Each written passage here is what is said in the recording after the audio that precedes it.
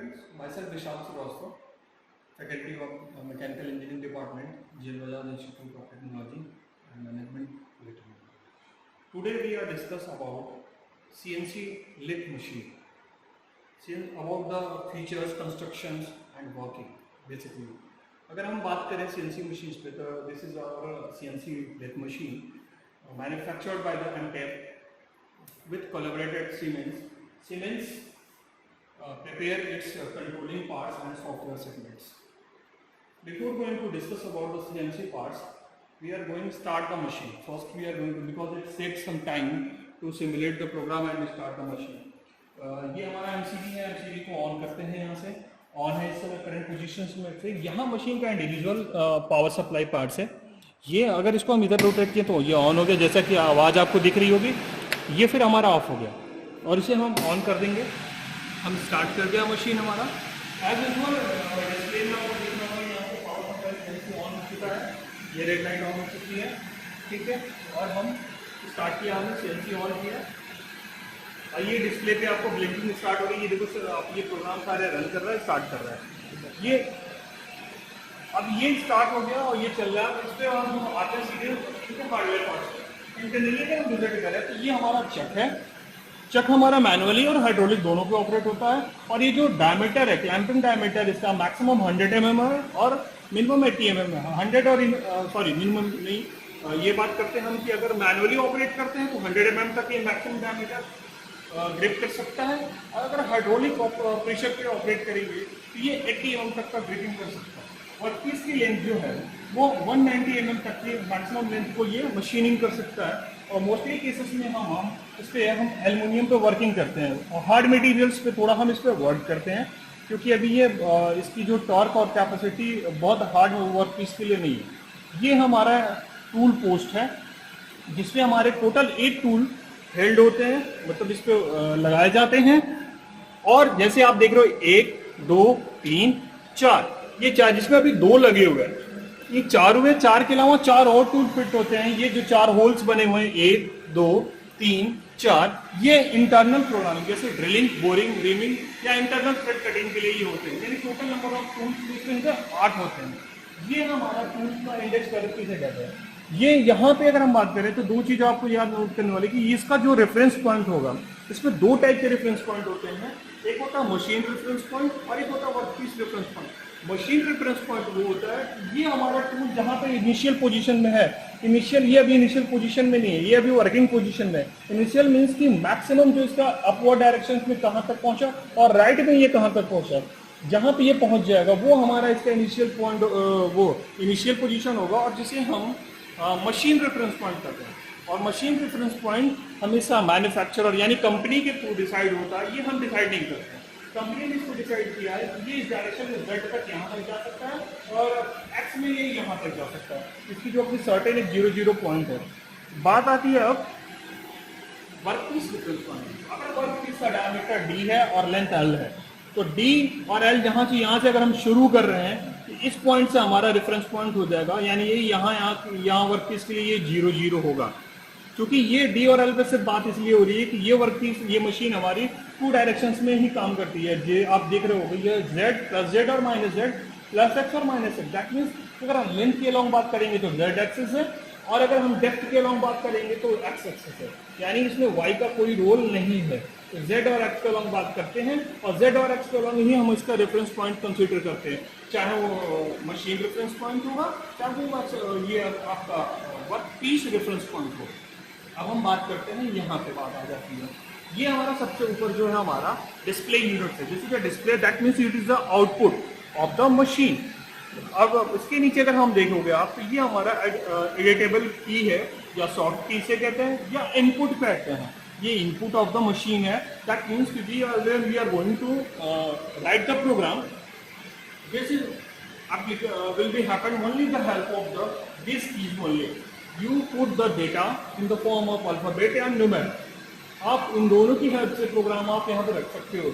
जैसे कि अगर हम आपको एक एग्जांपल दिखाएं तो अगर हम प्रोग्राम मैनेजर ये प्रोग्राम में हम गए और यहाँ पे दिख गया, ये प्रोग्राम आपको दिख रहा होगा। यहाँ पे हम यहाँ से प्रोग्राम में गए हमने देखा और ये आपको दिख रहा होगा कि G40, G71 तो अगर आप G4 टाइप करोगे तो G यहाँ से यूज करना पड़ेगा और 04 यहाँ से आपको टाइप करना पड़ेगा। अब हम फर्दर इसको बैक कर रहे हैं।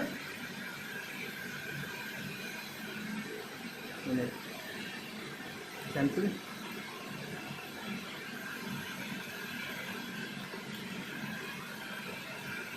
हाँ,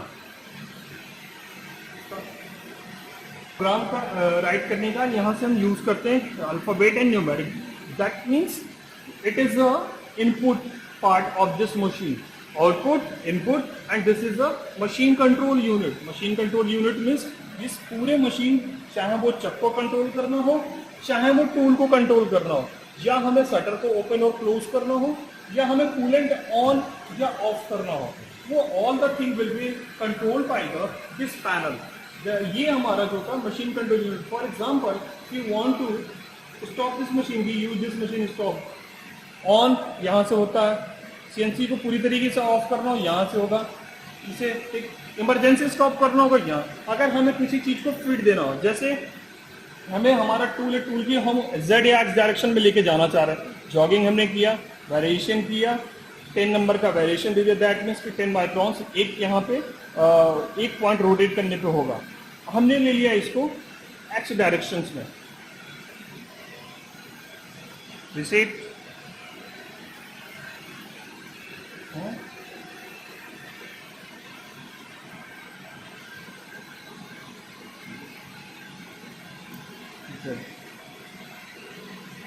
अरे यार,